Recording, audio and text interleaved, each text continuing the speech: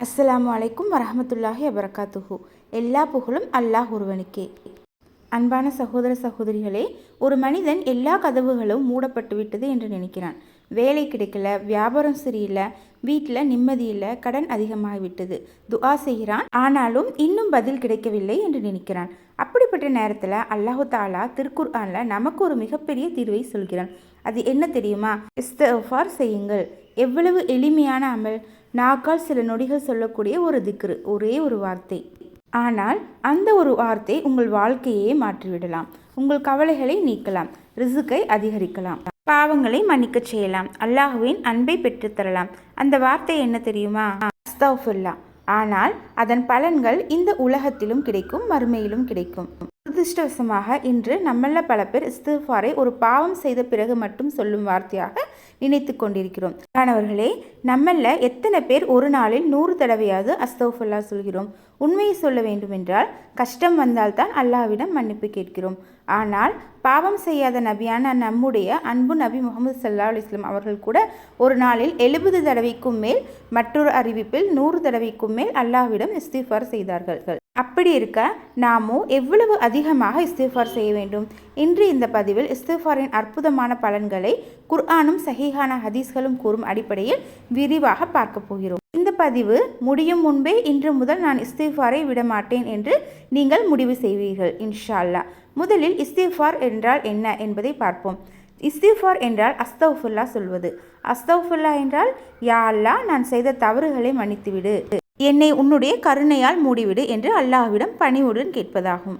இது வெறும் வாயால் சொல்லும் வார்த்தை அல்ல. இதயத்தில் வருத்தமும் மீண்டும் அந்த பாவத்தை செய்யக்கூடாது என்ற உறுதியும் அல்லாஹ்விடம் திரும்பும் மனமும் சேர்ந்ததுதான் உண்மையான இஸ்திக்ஃபார். இஸ்திக்ஃபார் செய்வதால் கிடைக்கும் பலன்கள் என்ன என்பதை நாம் பார்ப்போமா? முதல் பலன் என்னவென்றால், இஸ்திக்ஃபார் பாவங்களை மன்னிக்க செய்கிறது. பாவங்களை மன்னிக்க செய்கிறதுங்கிறது மிகப்பெரிய பலன். அல்லாஹ் மிக மன்னிப்பவன். நாம் மனம் வருந்தி அவனிடம் திரும்பினால் அவன் நம்முடைய பாவங்களை மன்னிக்கிறான். அதனால்தான் அஸ்தக்ஃபிருல்லாஹ் என்பது ஒரு வார்த்தை மட்டும் இல்லை, அது அல்லாஹ்விடம் திரும்பி செல்லும் ஒரு கதவு. அல்லாஹு தாலா திருக்குர்ஆனில் என்ன சொல்கிறான்னா, என் அடியார்களே, தங்களுக்கு எதிராக அளவு கடந்தவர்கள் அல்லாஹ்வின் கருணையை பற்றி நம்பிக்கை இழந்து விடாதீர்கள். நிச்சயமாக அல்லாஹ் எல்லா பாவங்களையும் மன்னிக்கிறான். இது சூரத்துல் சுமர் 39வது அத்தியாயம் 53வது வசனம். இந்த வசனத்தை பாருங்களேன். சிறிய பாவங்களை மட்டும் என்று அல்லாஹ் சொல்லலை, எல்லா பாவங்களையும் அப்படின்னு தான் சொல்லியிருக்கான். எவ்வளவு பெரிய நம்பிக்கை!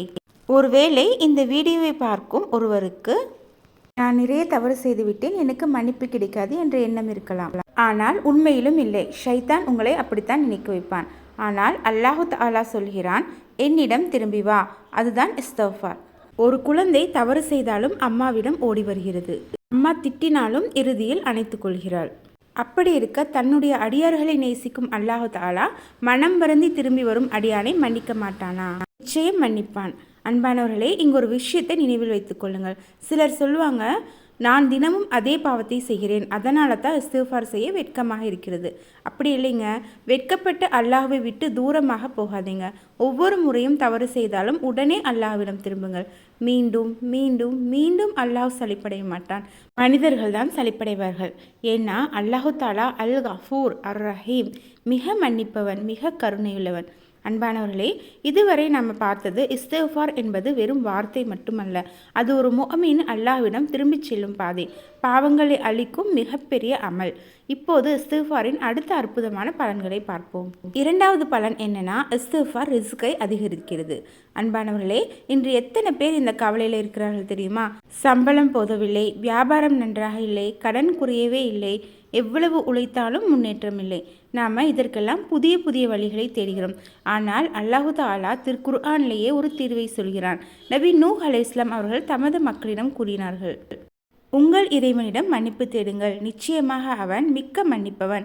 அவன் வானத்திலிருந்து மழையை ஏராளமாக அனுப்புவான், உங்கள் செல்வத்தையும் பிள்ளைகளையும் அதிகரிப்பான். சூரா நூஹ் 71வது அத்தியாயம் 10லிருந்து 12வது வரை வரும் வசனம். எவ்வளவு அழகான உக்குறுதி! இந்த வசனத்தில் கவனியுங்கள். அல்லாஹு தாலா முதலில் என்ன சொல்கிறான்? மன்னிப்பு தேடுங்கள். அதற்கு பிறகுதான் மழை, செல்வம், பிள்ளைகள், விவசாயம், வளம் எல்லாவற்றையும் குறிப்பிடுகிறான். அதாவது இஸ்திக்ஃபார் என்பது மறுமைக்காக மட்டுமல்ல, இந்த உலக வாழ்க்கைக்கும் ஒரு பெரிய காரணமாக அல்லாஹ் அதை ஆக்கியிருக்கிறான். ஒரு பெரிய அறிஞரிடம் ஒருவர் வந்து எனக்கு வறுமை அதிகம் என்றார். அவர் சொன்ன பதில் இஸ்திஃபாரை அதிகப்படுத்துங்கள். மற்றொருவர் வந்து எனக்கு குழந்தை இல்லை என்றார். அவரிடமும் அதே பதில் இஸ்திஃபாரை அதிகப்படுத்துங்கள். மற்றொருவர் மழை பெய்யவில்லை என்றார். அவருக்கும் இஸ்திஃபாரை அதிகப்படுத்துங்கள். அருகில் இருந்தவர்கள் கேட்டார்கள், எல்லாருக்கும் ஒரே பதிலா? அதற்கு அவர் சூரா நூஹ்வின் இந்த வசனங்களையே ஓதி காட்டினார்கள். அன்பானவர்களே, திருக்குர்ஆன் சொன்ன மருந்தை நாம் ஏன் பயன்படுத்தக்கூடாது? ரிஸ்க் வேண்டும் என்றால் இஸ்திஃபாரை அதிகப்படுத்துங்கள். இஸ்திஃபாரின் 3வது பலன், இஸ்திஃபார் கவலைகளுக்கு நிவாரணம் தருகிறது. இந்த ஹதீஸை கேளுங்களேன். இது நம்முடைய வாழ்க்கையை மாற்றக்கூடிய ஹதீஸ்.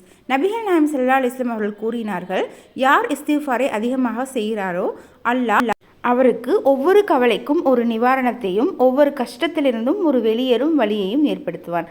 மேலும் அவர் எதிர்பாராத இடத்திலிருந்து அவருக்கு ரிஸ்கை வழங்குவான். அறிஞர்களிடையே இதன் தரம் குறித்து விவாதம் உள்ளது. பல அறிஞர்கள் இதன் பொருளை ஏற்றுக்கொண்டு நற்செயல்களில் மேற்கோள் காட்டியுள்ளார்கள். சுப்ஹானல்லாஹ், நம்முடைய கஷ்டம் என்னவாக இருந்தாலும் அல்லாஹ் தாலா அதிலிருந்து ஒரு கதவை திறக்க வல்லவன். ஆனால் நாம் அந்த கதவை தட்டுகிறோமா? சில நேரங்களில் அல்லாஹ் உடனே தீர்வு தரமாட்டான். ஏன் தெரியுமா? நாம் அவனை இன்னும் அதிகமாக அழைக்க வேண்டும் என்பதற்காக.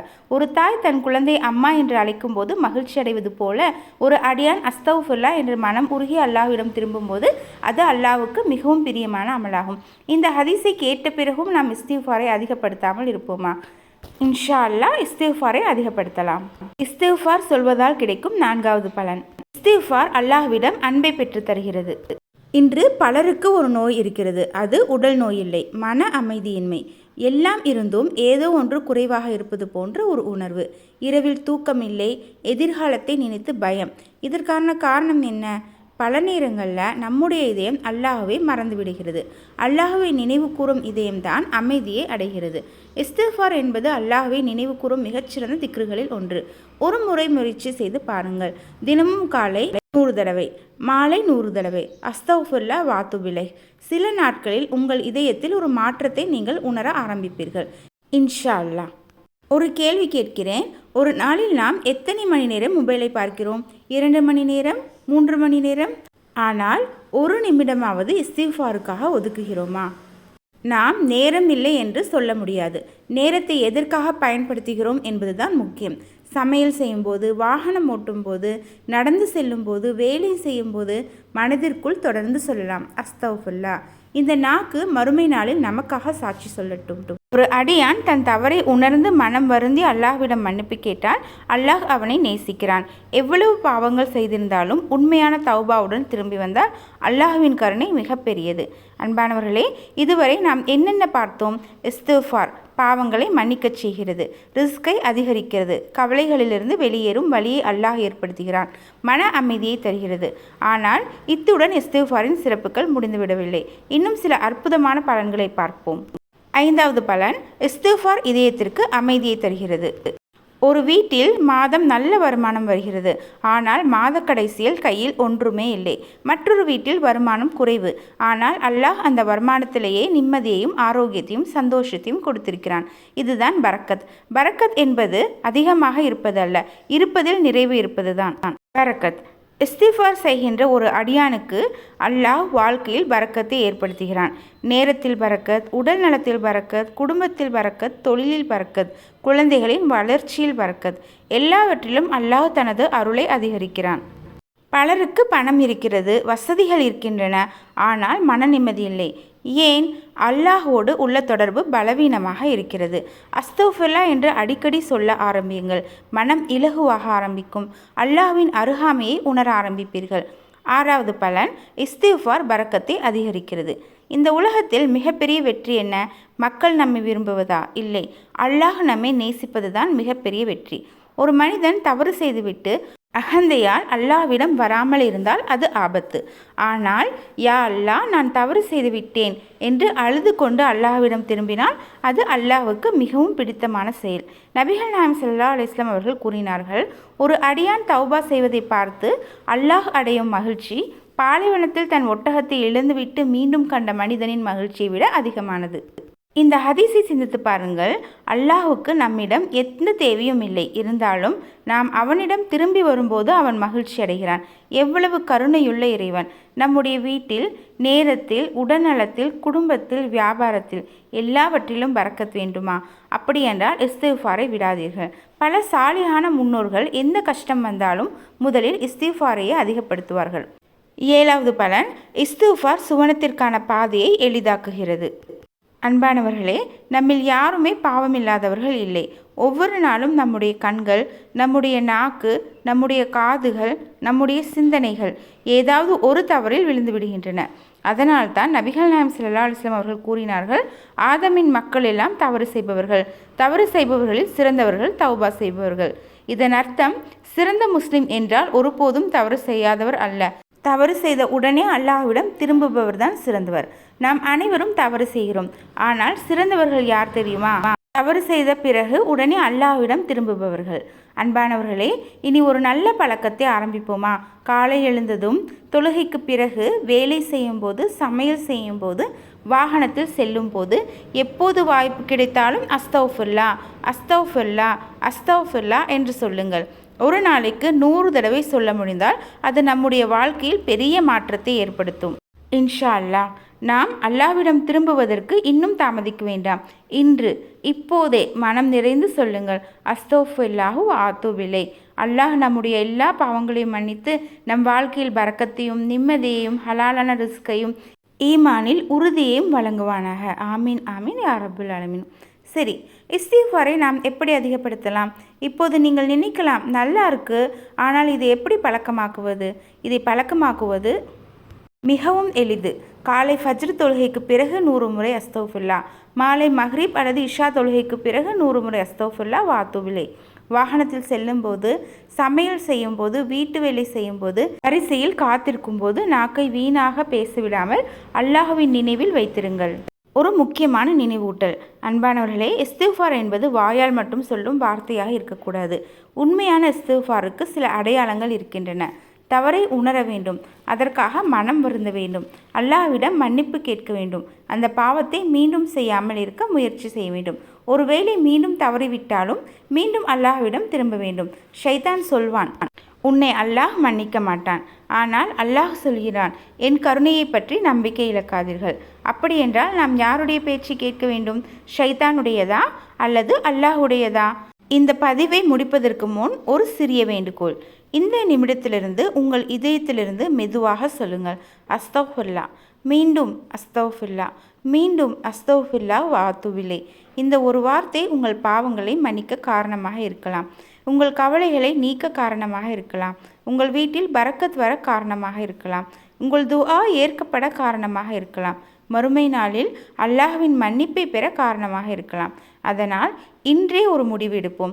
ஒரு நாளும் இஸ்திஃபார் செய்யாமல் நான் உறங்க மாட்டேன். அல்லாஹ் நம் அனைவருடைய சிறிய பெரிய பாவங்களை மன்னித்து, நம் இதயங்களை சுத்தப்படுத்தி, நம் வீடுகளில் பரக்கத்தை அதிகரித்து, நமக்கு ஹலாலான ரிஸ்கை வழங்கி, இறுதி மூச்சு வரை இஸ்திஃபார் செய்யக்கூடிய நாவையும், தௌபா செய்யக்கூடிய இதயத்தையும் தந்தருள்வானாக. ஆமீன் ஆமீன் யா ரப்பில் ஆலமீன். இந்த பதிவு உங்களுக்கு பயனுள்ளதாக இருந்தால் உங்கள் குடும்பத்தினருக்கும் நண்பர்களுக்கும் பகிருங்கள்.